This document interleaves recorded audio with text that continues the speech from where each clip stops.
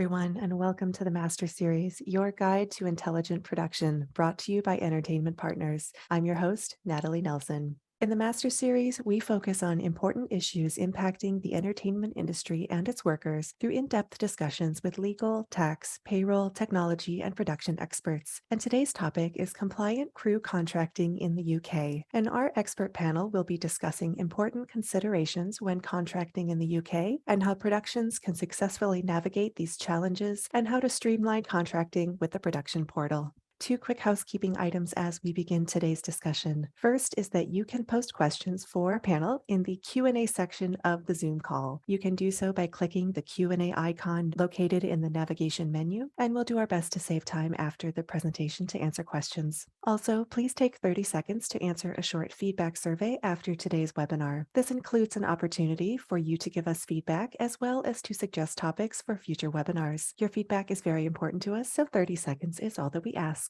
Now let's meet today's panel. Today we are joined by Laura Webster, Customer Success Manager for EP's UK team. Laura has 15 years of experience in customer success and business development, and 6 years focused on working with creative companies to develop solutions to innovate and grow through digital transformation. Laura is joined by Thomas Cliff, Lead Account Manager, who has more than a decade's experience working in client-facing roles and currently works closely with clients and production teams to ensure that they get the most out of the production portal. Also joining us today are two members of the Sheridans law firm, Neisha Glynternick, Employment Group Partner, who works closely with clients within entertainment, hospitality, leisure, film, television, and theater sectors, as well as Oliver Wiseman, Associate in Film, Television, and Broadcasting Groups, who advises clients on commercial and IP issues associated with the development, financing, production, and exploitation of content. And finally, today, our guest moderator is Emily Gilmore, Senior Content Marketing Manager in our UK team. Emily joined EP's UK team in July of 2021, and she oversees the creation of UK thought leadership content in partnership with our EP experts. Emily and panelists, it's lovely to see you today. Emily, I know we have a lot to get to and we have our agenda, so why don't you go ahead and take our audience through? Great, thanks Natalie,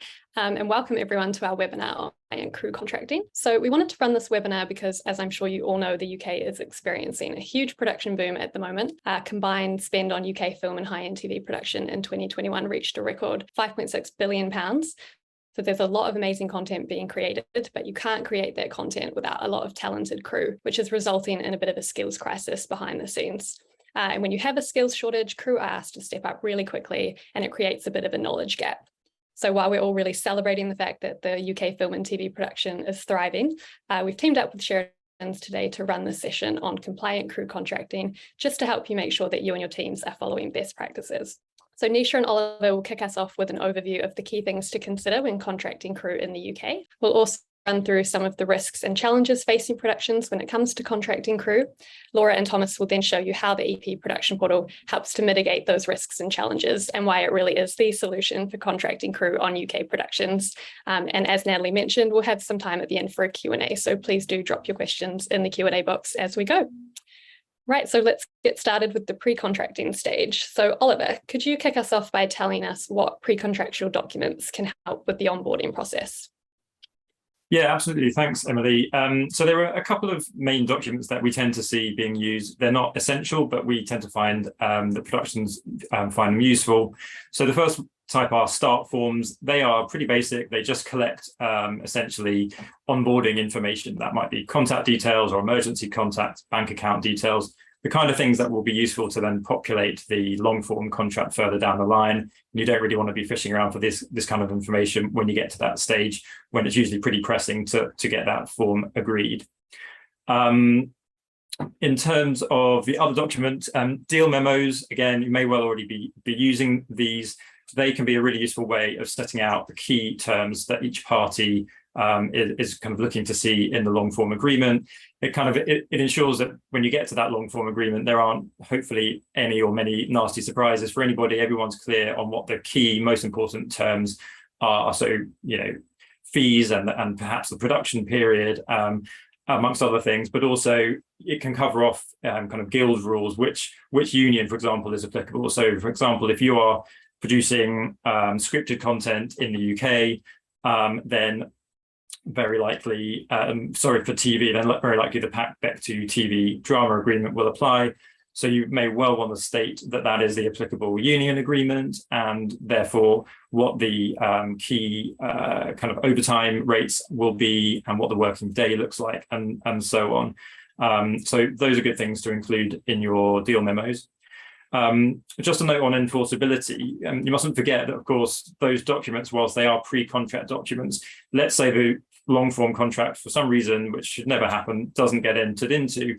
If all the elements of a contract are in place in relation to that deal memo, then that deal memo could become a legally enforceable contract.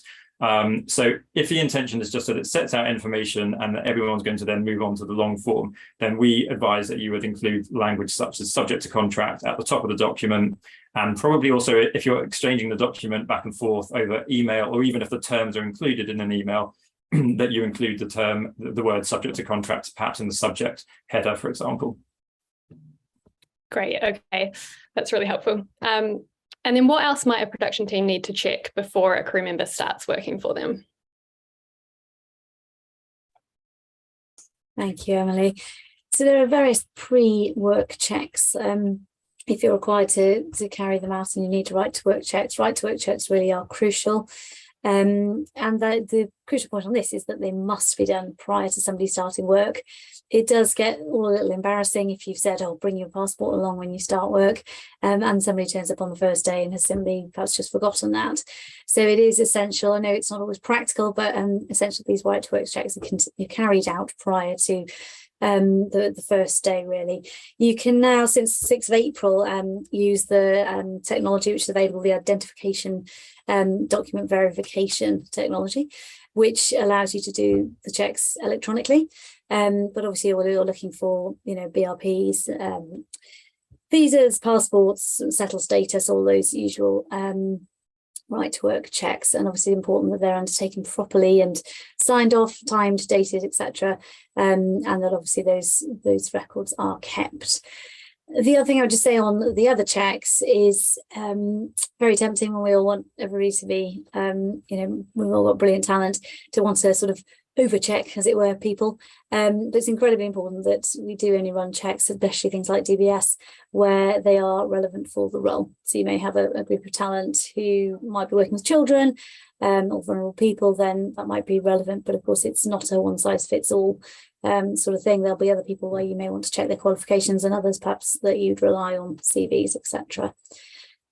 So those are the key pre-checks that say you'd want to be undertaking. Great, I think that's a really important point to call out as well.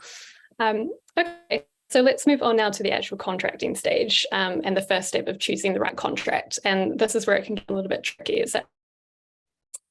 Yeah, you're right, Emily. It always sounds like an obvious point, get the contracting relationship right, but it is actually not straightforward, and that's partly due to the sort of intricacies of the laws that we have in the UK. It's not always obvious which sort of status you want to go to. Obviously, an awful lot of this industry is freelancers. The law doesn't really recognise a freelancer as such, but of course recognises the typical true, full or false employee, the self-employed example, and then there's sort of a group in the middle, and many people working in this industry fall under, which is sort of a freelancer worker type arrangement. Nothing to say that arrangement can't change, but say it's important that you think about it at the outset and that you're aligned with that individual and everybody knows where they stand. That rolls on to obviously then how, of course, they get paid, whether that is direct as an individual, PAYE for workers and employees, or whether that's via a sort of loan out company, personal services company.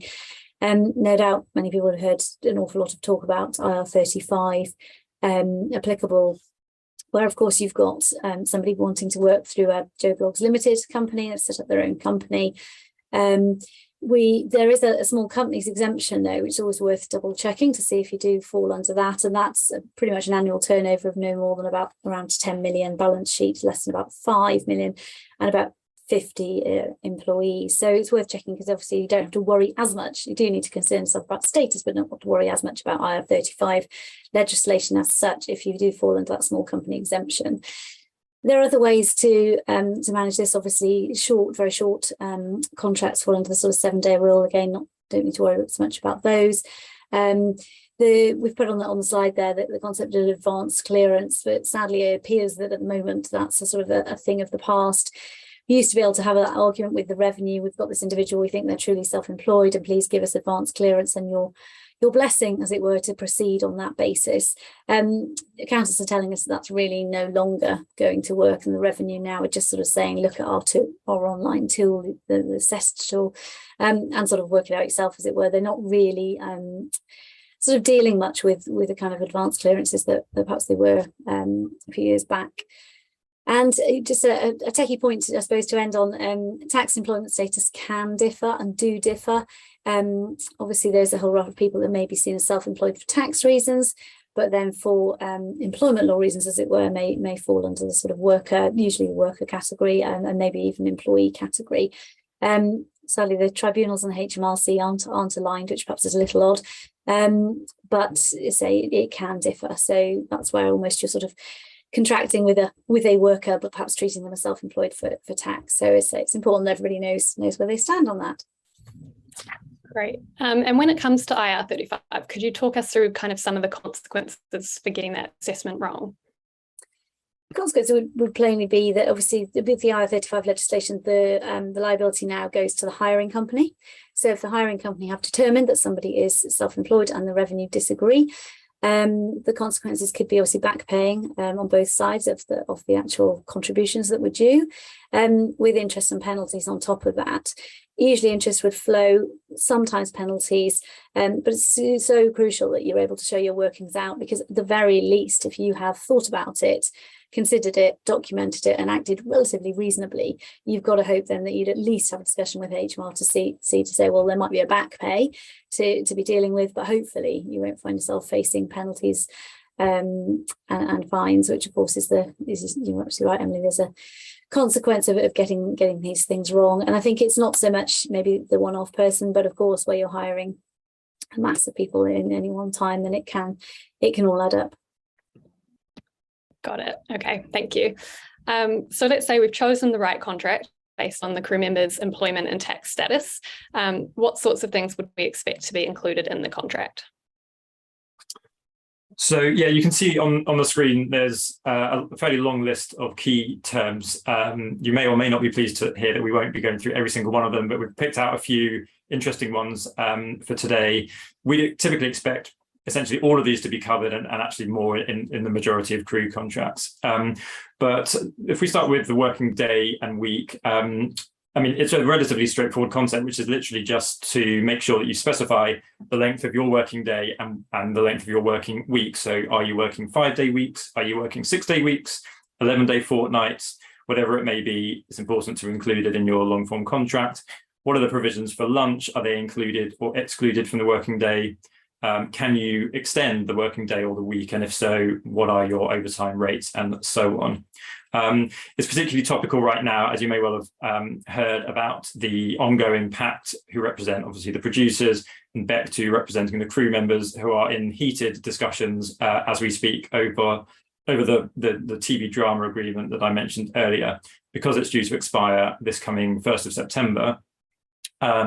And essentially, Webster is obviously very keen to protect its crew members and their work-life balance. A similar dispute to what was happening over in the US recently.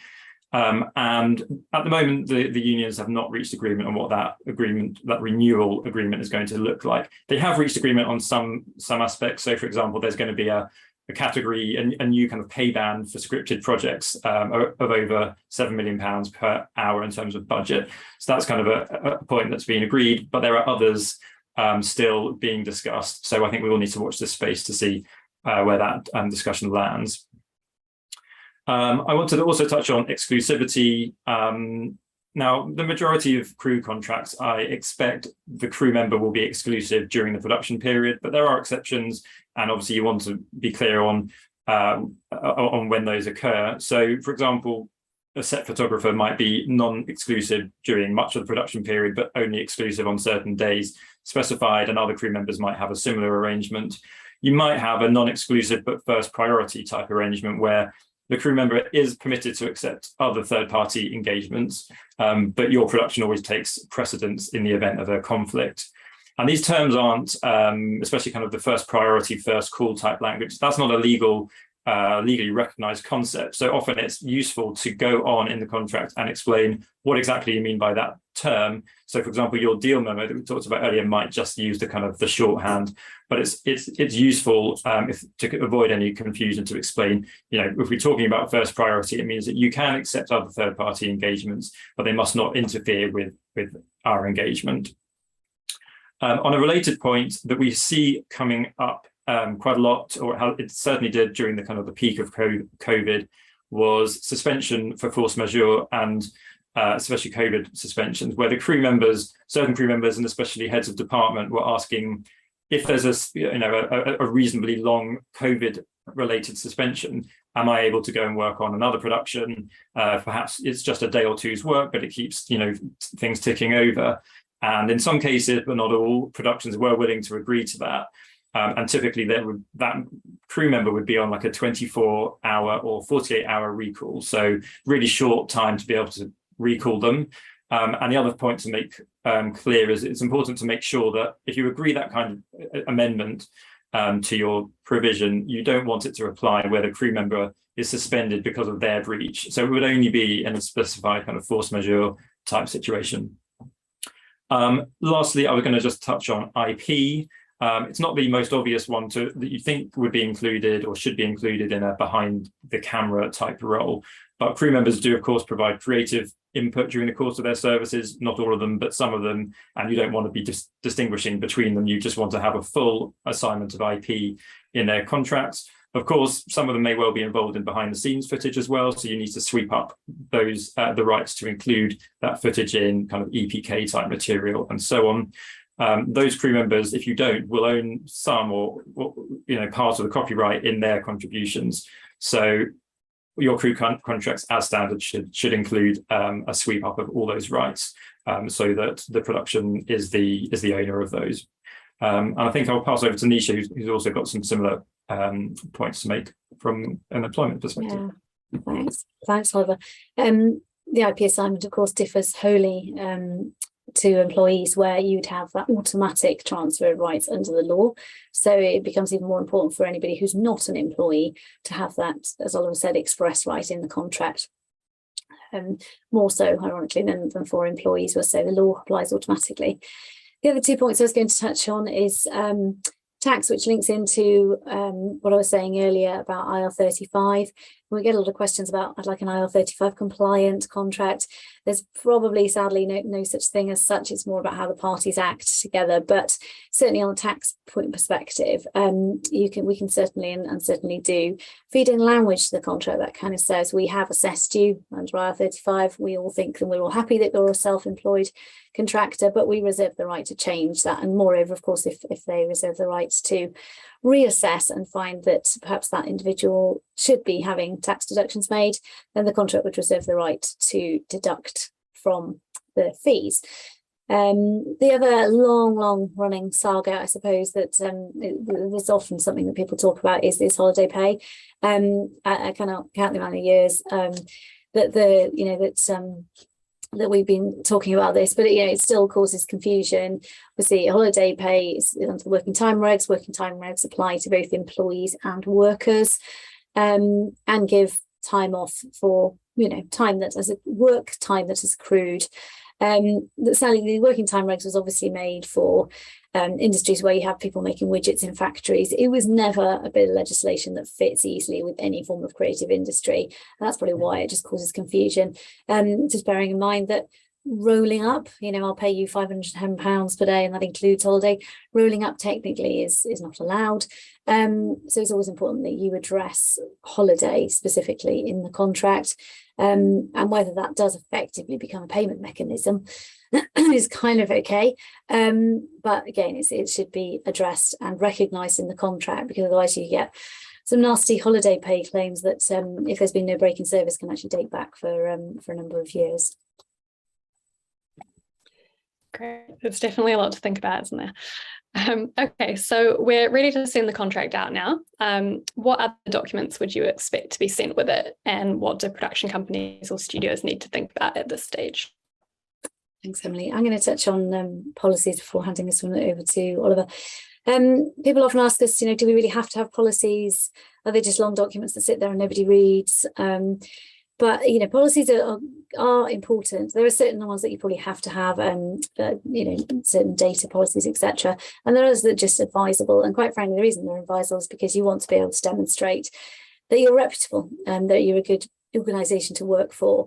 And these generally are documents that pretty much, other than things like health and safety, which we will be in use nearly every day, perhaps, are the things that sit there and really are only perhaps referred to when there is a problem. And then it is important that, as an organisation, as a company, you've kind of thought through how you might handle a particular difficult grievance or somebody who's may raise an accusation of bullying. So they're a really good way and they are really important. And I think that the portal probably very neatly brings all that into play, where people can acknowledge receipt of those policies and having read and understood them. And again, the amount of times we have the defence from an individual who's done something wrong saying, well, I didn't know, even if perhaps that behaviour pattern was pretty obvious. It's always, again, good to say, well, actually, we do have policy in this and we do live and breathe it, and this is exactly how we expect you to behave, and these are the standards that we adopt. Other things, again, are probably more crucial: anti-bribery, important to be able to sort of set out your stall in terms of, where gifts lie and hospitality lies and things like that. And, say health and safety, it's going to be no doubt something that production companies are all over anyway, and they're very much part and parcel of everyday life. So I'll hand over to Oliver, who's just going to talk through the rest of those points. Sure, thanks, Neisha. So in terms of addendums, the most obvious one right now is the COVID addendum, which you may or may not already be using. We're hoping that is going to start being phased out, but essentially it doesn't have to be dealt with in an addendum, but essentially it deals with anything COVID related. So it may include something like an acknowledgement of risk by the crew member that they are potentially entering into an environment which, despite having COVID protocols, which is the other part of this, in place, there may be a risk of COVID given the fact that you've got many people coming together in one place. It may also deal with specific suspension and termination provisions relating to COVID. The use of it being in an addendum was that, especially during the height of COVID, and this may apply to other scenarios as well, the rules were changing, the government rules were changing, and the union updated. So having these provisions in an addendum was easier than continually updating the entire contract. But both are valid ways of dealing with it. In terms of NDAs, provided your crew contract has a robust confidentiality clause in it, which it should do, you wouldn't typically need a separate NDA to be entered into kind of concurrently with the crew member. But at the pre-contract stage, if, for example, you're sharing confidential information, so you may need to share artwork or visual material or script pages with somebody you're interested in engaging. At that stage, they're not protected by that confidentiality clause in your long form. So you may well want to put in place an NDA with the crew member at that point, which will be superseded when you enter into the long form crew agreement. And then on the CPs, some contracts will require crew members to provide certain documentation like visas, child protection disclosure forms, work permits, and so on as a condition precedent to their contract. And I think the point to make about those is that if they really are conditions to that contract becoming live, if you like, it's important to make sure that the crew member does provide those to you. If you essentially don't request those documents to be provided and they never are, and you ultimately find that you need them, you may not be able to rely on some assumption that the contract is not valid, for example, even though we include typically in our boilerplate provisions language which tries to avoid that situation. It's not watertight. So essentially, if you need these documents, make sure that they are chased up at the start of the contract.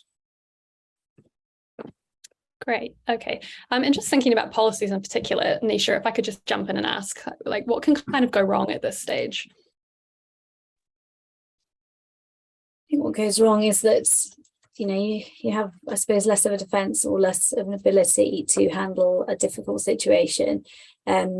Take a, harassment and bullying claim or something like that could lead to a discrimination claim, bearing in mind, of course, you don't need to be an employee. Freelance would have the ability, obviously, to be, I've been discriminated against. And, without those clear signposts in place, given that these things tend to blow up quite quickly, they're always very sensitive, very urgent, then, without those sort of signposts in place, it's very difficult, and particularly difficult for people handling it on the ground, to understand what they need to do, how quickly they need to do it. And yeah, it's just really important to be able to say, well, that is not the kind of behaviour, that's not the kind of company we are, that's not the kind of behaviour we condone. And sort of, if you don't have that in place, it's kind of easier for that individual to say, well, you never told me so, even though some forms of behaviour are pretty blatantly obvious. So yeah, that's why it's a protection against discrimination predominantly, where you would probably want to, as well as showing that you're a reputable production company. Got it. Thank you. Okay, so we've sent out our contract now, and everything that goes with it. So let's talk about getting that contract signed. Obviously, with the shift to digital, e-signatures are becoming more and more common. And I think one of the questions we get the most is whether digital signatures are just as valid as the traditional kind of wet ink signature. Yeah, absolutely. And kind of to give the game away pretty quickly, the answer in the majority of these kinds of situations with crew contracts is yes. And an e-signature is as valid as a wet ink signature. And the logic behind that is the law is kind of technology agnostic. It doesn't mind whether it's an electronically signed version or a wet ink signature. What's important is, it's a test of function, not form, they say. So the key is whether the mark that was inserted in the document was put there in order to give, and with the intention of giving kind of authenticity to the to that mark, i.e. the person put the mark there in order to become bound by the agreement that precedes it. In terms of what the courts have considered when looking at wet ink signatures, which is kind of interesting in the past, is that they've actually approved a variety of methods in terms of wet ink signatures as being valid signatures, which includes even somebody just marking an X on the dotted line, which you may be surprised to hear. And in fact, it always reminds me of a very eccentric law tutor of mine some years ago who insisted apparently for several years in signing his name with a circle, and did that wherever he went, and enjoyed the arguments that ensued, knowing that technically speaking he was correct, you could do that, but I'd probably advise against it. You've got to be a little bit careful because it works both ways, of course. Email correspondence, if all the elements of a legal contract are there, that can still create a legally binding contract with your name typed in at the end being your valid signature. Again, word language like subject to contract that we talked about earlier can help to kind of displace that.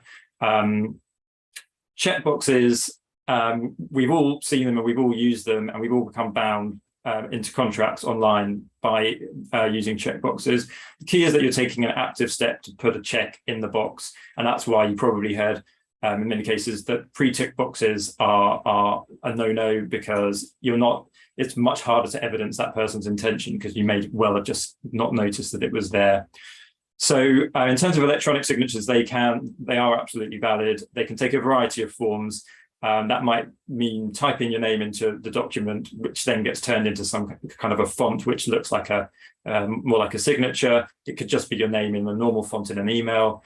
A scanned version of your signature that you've signed by hand in wet ink and scanned it in as a image document, or using a digital pen, which is most common probably, or using your finger to sign on an iPad or a phone or something similar. Great, thank you for clearing that up for us. That's really, really helpful.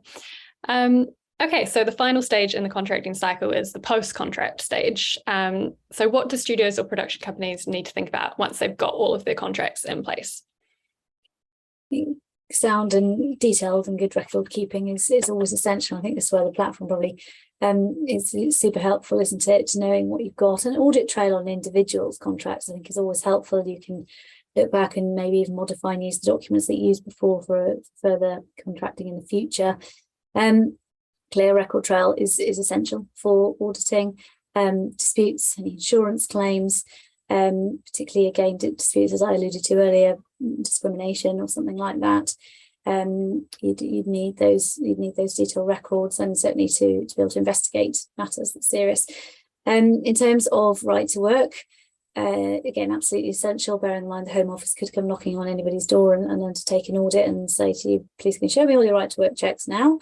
I don't tend to have a lot of patience in matters such as that. So again, Home Office checks, anything like that, that's important.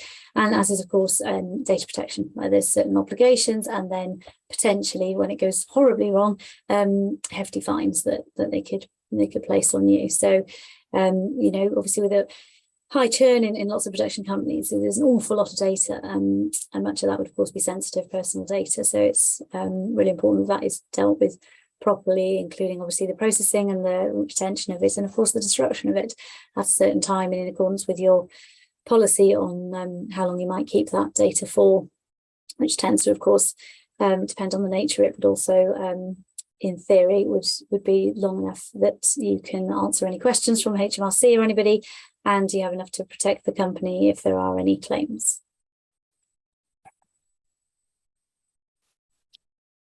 Brilliant. And hello, everyone. It's a slight change in moderator now, as Emily mentioned at the beginning. I'm Laura, and I just want to say thanks so much for Oliver and Neisha for your insights so far. So as Emily mentioned earlier, we know UK production is booming. Spend is at an all-time high, and I think it's forecast to hit 8 billion by 2025. And more shows are being commissioned than ever before. And as we all know, that's putting crew in huge demand. And in some cases, it's creating a bit of a knowledge gap. I think Emily mentioned this before, where we're seeing that crew are stepping up into new roles much sooner than they normally would. And to add further complication to this is all happening against a backdrop of increased regulation and scrutiny around things like information security, tax status, new immigration rules, among many other requirements. So this increased regulation, combined with crew moving up the ladder quickly, creates what we're calling a bit of a reputation risk gap. This means that production companies and studios are more exposed and really can't afford to get things wrong in this area. When it comes to contracting specifically, productions are unique, as I'm sure we all know. In a traditional company, you'll have trained HR staff who follow an agreed onboarding process each time a new hire starts, and most likely they're hiring only a handful of people at any one time. But in production, as we know, there's a huge amount of pressure in having to contract hundreds of crew in a very short space of time. Some weekly, some dailies, all on different rates and grades, different start dates, all of which makes it really difficult to make sure all the contracting compliance boxes are ticked. And to add more on top of that, we know that the production teams are also coordinating suppliers, arranging travel, sorting out all the logistics of getting everything up and running. It's a huge logistical operation, which is managed by brilliant teams, as we know, but it's usually incredibly overstretched teams on the ground. And again, think what they're doing. They're managing start forms, deal memos, policy packs, COVID protocols still ever changing, and NDAs, etc., that can be created, sent out and tracked. It's a lot of work to keep on top of, and it can be really tough to see where your real risk lies at any one time. For example, do you know, is anyone working today without a contract in place? Is there anyone due on set who doesn't have a right to work check completed? Has everyone read and agreed to your health and safety policy, for example? And to add even more icing to the cake, I'm layering it on, you have to think about the security of all of this personal data that's flying around. Do you know who has access to your contracting data right now, for example? For how long do they have that access? Does anyone have sensitive data on their personal device or their personal email account? Can you be sure they're deleting it after you wrap? If it's on paper, where is that paper being stored, and what's happening after production to that paper? So this is where we come in. Our goal at EP is to create a consistent and trusted production finance and payroll experience for our clients, wherever they're producing content around the globe. With our recent acquisition of Hargenet Global Limited, we've now combined our production management and finance technology, including the production portal and smart accounting, with a local payroll provider here in the UK, giving us the capability now to manage all of your specific production complexities here in the UK. The production portal itself is EP's workforce management platform for studios and production companies producing content in the UK. It integrates key elements of managing production workforce, including contracting, as we've clearly talked about, and also timesheets in one smart connected platform. And users of the production portal can digitally onboard, contract, manage their crew securely and compliantly across all UK productions in one place. And you get a live, true view across your productions, and you can access your data anytime, anywhere. And on top of that, you can see the status of each deal, contract, and policy from one dashboard, and you have an audit-ready trail ready to refer back to at any point. So let's bring this a bit more to life now by actually diving into the platform itself. I think Emily mentioned at the start, my colleague Thomas is going to join me now to guide me through some key areas. But before I bring him in, I'll start off by talking a little bit about the security and how the platform can help. So the production portal was designed to keep all of your contracting data safe in one secure place. It's security checked on a daily basis and uses best-in-class cloud-based infrastructure.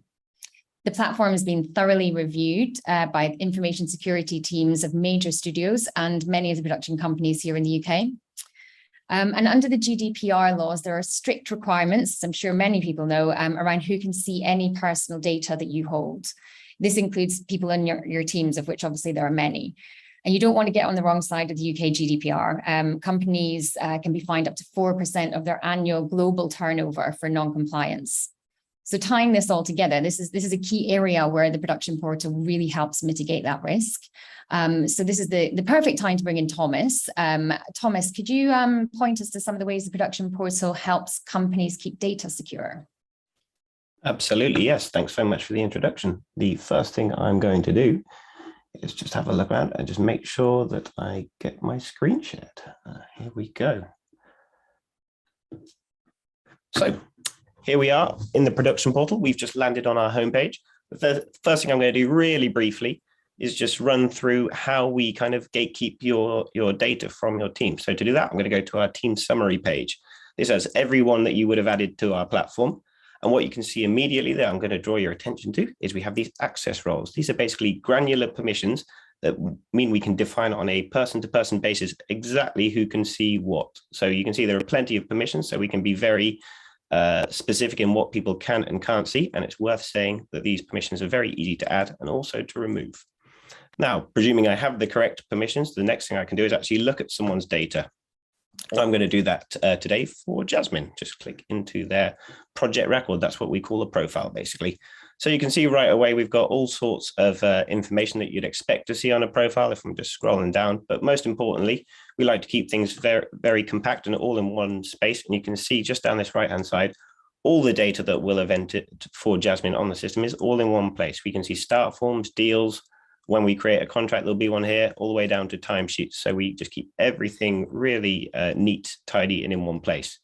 It's also worth mentioning for Jasmine in particular, if I just scroll down, you can see that they have an agent. So what our system does, it's very smart. It makes sure that it's compliant both from the agent's point of view and from Jasmine. So it'll send the correct things to the agent to make sure they get contracted and the correct things to our crew member. Great. Thanks, Thomas. And staying on the subject of compliance, as we've already mentioned before, another big area of risk is IR35. Going back to what Neisha was saying, if you're engaging contractors, you need to assess them before they start work, so that you know whether they fall inside or outside the IR35 rules. And just like with the GDPR, you don't want to get this wrong, obviously. If you contract someone on the wrong tax status, as we covered, you'll not only have to repay the tax and national insurance contributions, you may also have to pay penalties and interest due on those amounts. So it's also worth flagging that there was an initial grace period, but now the HMRC is starting to crack down a lot more heavily on companies in the private sector. So it's getting more important than ever to make sure that you get this right. So I'll flip back to Thomas again now, who can show you how the portal can help guide teams in this quite tricky area. Absolutely, yes. So I'm going to stick with Jasmine for the moment. And what we're going to do is we're going to click through to their deal memo. Now, hopefully, the first thing you'll notice once this loads, don't worry, it's our demo site, takes a little time, is there's a big warning label. It's meant to be noticeable for a reason. Basically, what our system is doing is it's looking at the employment type of our crew member, being a loan out company in this instance, and then it's looking at the grade they are, being a unit production manager. And what our system will do is it'll look at the HMRC's list, and it'll basically come up with a decision as whether a unit production manager should be a loan out company. And in this instance, it's kicked up a warning because we don't think that's potentially the right thing. So the platform is basically helping you at all points to make sure that you're making the right decision around what kind of employment type it should be.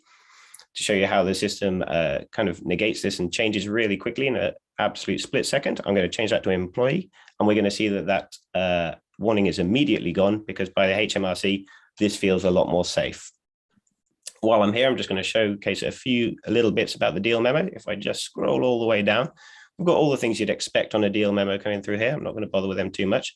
I just wanted to highlight around rates specifically. If I were to change the rate here, what's going to happen, thanks to the system, is it's going to change what our daily rate is, and also that holiday percentage. It's all going to be calculated for us, which is really helpful. Speaking of calculating for us, while we've been doing all of this, if I scroll back to the top, we have been populating a contract at the same time, which is, I'm sure you'll agree, very convenient for a few reasons. First off, it's half the amount of work. People love that. Secondly, it's also half the chance of being a mistake in data entry. So we really are trying to make sure that it's as easy and as safe a process as possible creating a contract. It's worth saying that our contracts are also specific for the employment type. So this one is a loan out contract, but if you were to change it to an employee or a Schedule D, that would immediately change as well on the contract. Great, thanks, Thomas. And again, the last point really on compliance, but another biggie, which Neisha also touched on, is right to work. It's really important, of course, to comply with the Home Office requirements around performing right to work checks, and there are quite specific requirements. And you need to keep a record of your checks for a required length of time. If you employ someone who doesn't have the right to work in the UK and you can't prove that you did those specific checks, you may have to pay a fine of up to £20,000 for each illegal worker. And again, this is an area where the production portal has some really handy functionality to reduce your risk. And of course, I will flip back to the expert, Thomas, to help show you how this works in this space. Thank you so much. So to do this, what I'm going to do is I'm going to show you what it looks like for a crew to fill in their own start form and therefore their own right to work documents. So I've just flipped this to a bit of a mobile view, which we find that most of the crew members that use the platform use. I'm just going to scroll down and you'll start seeing just about everything you expect to see on a start form. No surprises here. But if I start moving down to the juicy bit, as it were, we've got these ID documents. That's where we're starting to worry about right to work. You can see that we've got a specific space where you can upload a passport, which is really helpful. Similarly, if you have a visa, we can drop it here. It's all in one place, which for the record, it will be for the admin user who's checking it as well. Now, what our system does is it's very smart and it'll change according to where you're coming from. So basically, if you change your nationality, I'm going to change to Albanian today. You can see that suddenly we've got a lot more information. The system is telling us you might need a share code to have your right to work, and it's telling you exactly what that is and what it means. And once again, when the admin user is checking the right to work from the other end, they get all this information as well. It'll make everyone's job easier. Thanks, Thomas. It's also worth pointing out that because it's all digital, the platform automatically records the date and time of the check and the name of the person that completed the check. This is the information that the Home Office will ask you for if they ever run an audit on your production. So moving on slightly, it's all very well knowing what you have to do in terms of compliance when it comes to things like right to work checks or even just getting your contract signed. But when you're contracting hundreds of crew at once, it can be really difficult staying across everything and making sure nothing slips through the cracks. And this is where the platform can act as a sort of digital to-do list. It can help production teams see at a really quick glance exactly where everyone is in the contracting process and what actions they need to take to get everything signed and compliant before anyone steps on set. So Thomas, can I now pass back to you again to show us a couple of examples of this? Absolutely, yes. As advertised, one of the real advantages of a digital system is that all the information's already on your platform, and all we need to do is present it in a way that's helpful to you, and that's what we do here. This is a to-do list, as Laura mentioned, and I'm just going to highlight a few things on it. First off, this first column, this send engagements column, this is basically things that you've got to do as your production team, as your admin team. What it'll do is it'll look at people's project records and they'll see if they need something to be done. And if they do, it'll be highlighted here. So we can see right now that we've got 15 deals that we need to send and 9 start forms that we need to send, and among other things. This is a really important way to make sure that no one falls through the cracks, no one remains uncontracted when they should be. Highlighting this next column, we can see things that are waiting with our crew. So if we've sent deals or we've sent contracts, we'll see here if we're waiting for any. And as you can see, there's a really helpful function here where we can send reminders and just give them a nudge and say, please do sign this. The third thing I wanted to point out is just this complete column. It's a really helpful snapshot where you can see exactly where you're at with your deals, with your right to work, with your contracting, just a quick glance. We do actually have an insight report that'll show you this even better, but if you're in a rush, this is a real nice way of doing it. The next thing I'm going to show is our all engagements page. This, I think, will look kind of familiar to anyone that's done this kind of thing before, because it's basically a digital spreadsheet. Now, the advantage of this over a regular spreadsheet is as soon as something changes on the system, you don't have to update it. It will be updated for you. So, for example, if Elna were to complete her start form, it would immediately go from sent to completed. The second thing to mention with our all engagement page is we're aware there's a huge amount of information on it. We like to make life easy, though. So if you scroll to the bottom, there's always going to be a legend at the bottom of our page that will tell you exactly what everything that we're listing, our start forms or deal statuses, exactly what it means. Now, I'm just going to quickly play with the functionality of this page so you can see exactly how it works, because we've got loads of filters. I want to show you how easy they are to use and also how they can really help you. So first off, we're just going to have a checkup on Jasmine, whose profile we were on earlier. We can have a look through and see exactly where they are in the process. Or if I were to want to see our camera team and see where they are at, but also at the same time our art team, I can select multiple departments to see exactly where they are in the contracting process. But in a real world scenario that should genuinely be helpful, if I wanted to know at a glance who needs their right to work to be checked, we can do that as well. So I can click right to work here and just say no. Obviously, they haven't had their right to work checked, but they've also completed their start form, because that's where that information is coming from, like I showed you earlier. And then we can see really quickly that these 3 people should have their right to work checked and haven't. And that's a real helpful thing this page can do. The last thing I'm going to point out really quickly is we have a few tabs along the top. They're fairly useful, but I'm just going to highlight the contracts one. So what we can do here is we can see exactly who has signed our contract, and we can also see when it's been signed, which is a very helpful thing. So we can see in this instance, Amy's contract has been signed by Amy and our countersigner Eleanor.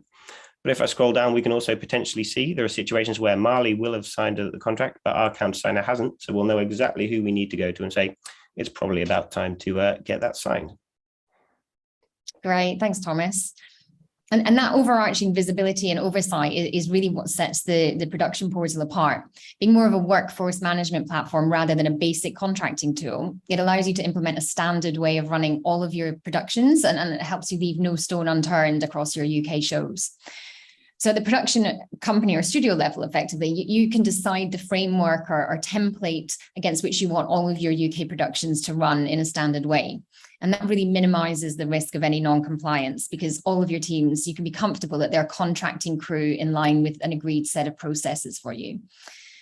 And, Thomas can help show that, and he's already alluded to insights, that an extra bonus in running all of your productions from one platform means that you have complete oversight over all of them. Isn't that right, Thomas? Absolutely, yes. So what I'm going to do is I'm just going to show a few ways which you can really quickly have complete oversight of your project. I'm going to hit data and then insights to do that. And the first thing we're going to look at, unsurprisingly, with the topic today is our compliance report. So what this is doing is it's basically checking people's start dates, and it's letting you know how close they are to that start date without having done a right to work check or a contract. If we just scroll down once again, we've got a legend, and that will say exposed, means they're past their start date and they have not done the thing that needs doing. So they are no longer compliant. Now you can see it's quite poor reading for our demo site. We've got 19 right to works exposed, 20 contracts that are exposed. So we should really get on top of them. But if you're more on top of things, you'll probably be looking at high risk and medium risk and just getting to say, these are things that need to be done. The next report I wanted to highlight is our tax compliance report. And this is going way back to the start with what I talked about, this IR35 thing. What this report's doing is it's flagging everyone that we've created a deal for. It's creating, it's showing their status as per HMRC. So we can see, once again, we've got a real helpful legend at the bottom. And I wanted to highlight, unsurprisingly, the highest risk specifically. This is a grade that does not appear on HMRC's list of roles normally treated as self-employed. And we can see that at a second, the ones on our production who meet that requirement. So we go, we're really going to worry about these 5 people. We're going to have to pay them some attention and make sure we're doing the right thing. So that's something we can do at a moment's notice. The last report that I'm going to show you today is our nations and regions report. What this one does is it will basically check people's addresses from their start form, and it'll tell you what percentage of your crew are from which region of the UK, see what percentage of engagements, and also your estimated spend. This is really useful for keeping on top of things, especially for productions inside the M25, where we really need to be aware of them. You can, of course, use it for just about anything with regards to regions. If you want to see how many people are from Wales, unfortunately, we've got 0 here, but that's something you can do. We also have a lot of really helpful finance reports, but I'm not going to show you them today. Thomas, leaving you hanging with a cliffhanger. Thanks, Thomas.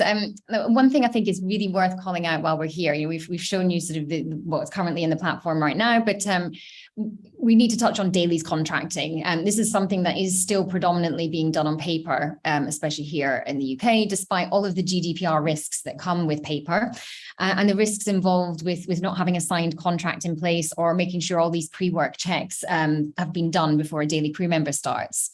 There's no point in having a secure compliance system in place for contracting weekly crew if that system doesn't also cover your daily crew. A lot of digital daily contracting solutions are quite cumbersome, we know, and time consuming. And, especially to fit in with dailies requirements and how they operate, we've built a brand new dailies contracting solution, which will solve all of these pain points that you're currently experiencing. Thomas will give you a sneak peek of this brand new solution and how it will work at a high level. Absolutely, yes. So what I'm going to do this is, first off, say that we're very excited about it, but secondly, show you that how it will work from the side of a crew that's going to be a daily on our project. So first off, I've logged in. This is what I see. I have a start pack to complete. We click start, and surprisingly, what we can see straight away is the dates and our role within that production, and we can see what information we're going to need to fill in to complete our contract, basically. So we're going to hit start. Now, first off, there's some information that will have been filled in by our admin users, but we're not going to go through this today. I just wanted to highlight there are 7 steps of information that you're going to be putting in. I'm going to move to the end, though, so we can see what it's all like once it's finished. And we find that there's a real satisfaction. It's the feedback we've had from our crew members of knowing all your information is safe and secure, but it's all in one place as well. So we can see from this page that they'll be able to, at a click, see absolutely everything about their employment. It's not in different places. We can see that their passport for the right to work is all in the same place as the rest of the information. And if I keep scrolling down, we can also see, as Oliver mentioned earlier, we have a digital signature, which is perfectly valid. And we can also save it and use it for our next projects on the production portal. Now I'm just going to hit submit here. And there we go. We have completed our start pack. We're officially contracted. The other side of things I wanted to show is how easy it is for admin. So what I'm going to do this is look at some screens that must look quite similar to the ones I showed you earlier, but we're really excited about the functions. So first off, I'm going to view the start packs. So basically, this is every daily that we're contracting. What we can do really quickly is we can see the dailies that are being contracted this week, which is immediately helpful. We can also see the starters. So we can see everyone that's starting this week. And if we select them all, we can do various things with them. We can do a payroll export at a single click. We can review, we can check their right to works one by one with as few clicks as possible, which is also incredibly helpful for getting them compliant as soon as possible. But the thing we're most excited about is if we were to say, realize that for all these dailies, we needed them in for an extra day. It takes just a couple of clicks to do so. So I can say we need them in on the 26th. I need to click update dates, update and send. And there we go. We've updated 26 dailies contracts all in one. It's worth saying that things like recontracting are going to be just as simple in just a few clicks. Amazing. Amazing. We're very excited to roll this new daily solution out. We know the headaches that many of you currently have with your existing processes, particularly in this area. So conscious of time, that was a whistle-stop tour of the production portal. And as a quick recap, unlike other contracting tools on the market, the production portal is a workforce management platform you to onboard, contract, and manage all of your crews securely across all of your productions from one platform. It's worth noting that your contracting data also integrates seamlessly with our digital timesheets. And we now, as a reminder, offer payroll in the UK. So we provide that end-to-end solution.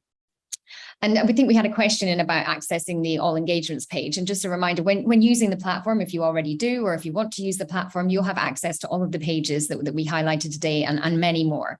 And myself and the team will be more than happy to chat to you in more detail about how the production portal works and how it can transform your production. So please do reach out if you'd like to learn more. There'll be contact details at the end. And I think that's it for our main content for now. Thanks for listening. And Emily, I think if we've got time, I'm not sure if we do, but I'll pass you back if there are any audience questions. Thanks, everyone. We have 1 minute and we have had a question in which I think is probably on a lot of people's minds. So let's go ahead and answer this one. So someone said, your deal memo is based on the Pact Back 2 agreement. What will happen if the agreement ends in September? Right. Yes. Okay. Yeah, it's a very good question. And I think, as Oliver mentioned before, this is very topical as we're inching within a month of this big deadline. I mean, first up, we are really monitoring this situation very closely. We are very close and very collaborative with both Pact and Back 2. And we've got a large and knowledgeable team here in the UK. So whatever the outcome, we're going to make sure that we react as swiftly as possible to make sure we reconfigure our digital deal memo. We want to make sure that we support any new productions starting prep after September, or equally, if any productions will need to recontract, we're preparing for any of that eventuality as well under whatever the new agreement, hopefully new agreement would look like. I think, as I mentioned, we're currently building and we're designing and building a new high-end TV timesheets module as well. And while the negotiations are continuing, we're doing things like focusing on building core hours to gross calculations that shouldn't be impacted, hopefully. And we're pushing out now for things like parts of the agreement, such as night shoot rates, prep and wrap, hours on camera, things that are likely to change. These are components that productions will likely have to continue manually inputting in the short term while the new agreement is established. But as soon as the situation's clear, our team's going to work very closely with clients. We already are to be ready and support the setting up of any new agreement across the platform to support you guys as much as possible. Great, thank you. Unfortunately, we are out of time, so we'll have to call it there. But if you did ask a question and we haven't answered it yet, we will follow up with you by email afterwards. So thank you, Oliver, Neisha, Laura, and Thomas. Viewers, if you want to learn more about the production portal, please do reach out to Laura and we'd be happy to organise a full demo. I'll hand you back to Natalie now to wrap up, but from me and everyone on the team, thank you all so much for coming and enjoy the rest of your day. Thank you very much, Emily and panelists, and thank you, audience, for submitting questions.